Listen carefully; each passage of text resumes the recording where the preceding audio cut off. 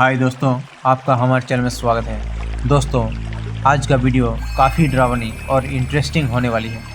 तो चलिए दोस्तों, वीडियो को शुरू करते हैं। यह कहानी एक छोटे से गांव की है, जहां एक पुराना और सुनसान हवेली था।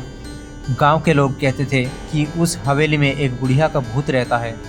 कोई भी उस हवेली के पास जाने की हिम्मत नहीं करता था, क्योंकि वहां से अक्सर अजीब अजीब आवाज़ें आती थी।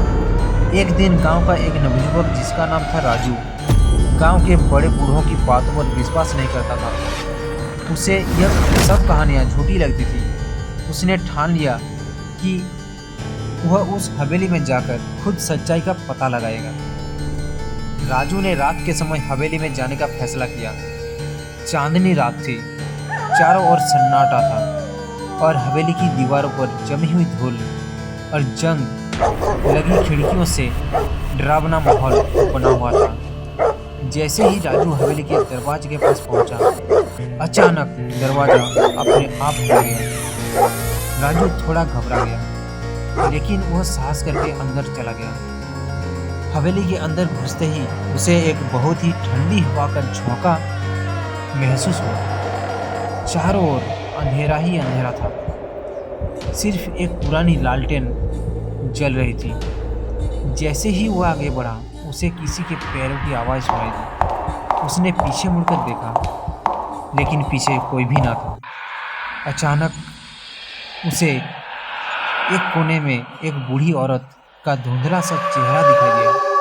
उसकी आंखें चमक रही थी और वह सीधे राजू की ओर देख रही थी। राजू का दिल जोर जोर से धड़कने लगा। उसे लगा कि वह अब यहाँ से भाग जाएगा, लेकिन तभी उस बुढ़िया ने धीरे धीरे कहा, डरो मत, मैं तुम्हें कुछ नुकसान नहीं पहुंचाऊंगी। मैं यहाँ अकेली हूँ और मेरा अपना कोई नहीं है। राजू ने हिम्मत जुटाकर पूछा, तुम कौन हो और यहाँ क्यों हो? बुढ़िया ने जवाब दिया, बहुत साल पहले मैं इस गांव की थी। मेरे परिवार के सभी लोग मुझे छोड़कर चले गए और मैं अकेली इस हवेली में मर गई। मेरी आत्मा तब से यहाँ भटक रही है, क्योंकि मुझे मुक्ति नहीं मिल पाई है। राजू ने बुढ़िया की बात ध्यान से सुनी और गांव के पंडित को बुलाने का वादा किया, ताकि उसकी आत्मा को शांति मिल सके। अगले दिन गांव के पंडित ने हवेली में पूजा की और बुढ़िया की आत्मा को मुक्ति दिलाई।